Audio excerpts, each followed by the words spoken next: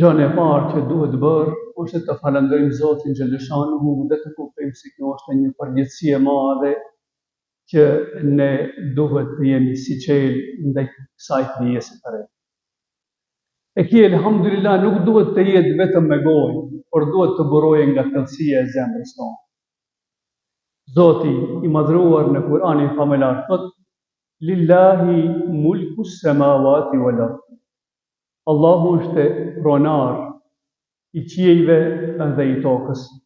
Yakhluqu ma yasha, krijon çfarë të don ai. Yahabu liman yasha'u inathan wa yahabu liman yasha'u dhukur aw yuzawwijuhum dhukranan wa inatha.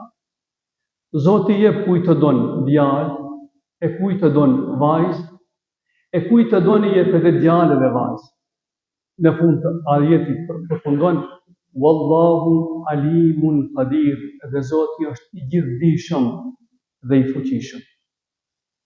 Pra, çdo gjë që bën Zoti xhaleshanuhu ka një urtësi që shumica prej nesh nuk arrin që t'i kuptojmë derisa jemi në këtë botë.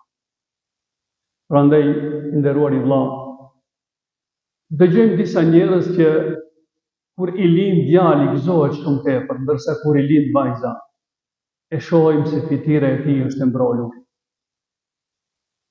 Nderuari xhamat, fëmiu nuk është pronë e jona, por fëmiu është një emanet i dhënët nga Zoti xhaleshanuhu që atij prindrit të japë provimin, a punoj, a edukoj apo jo.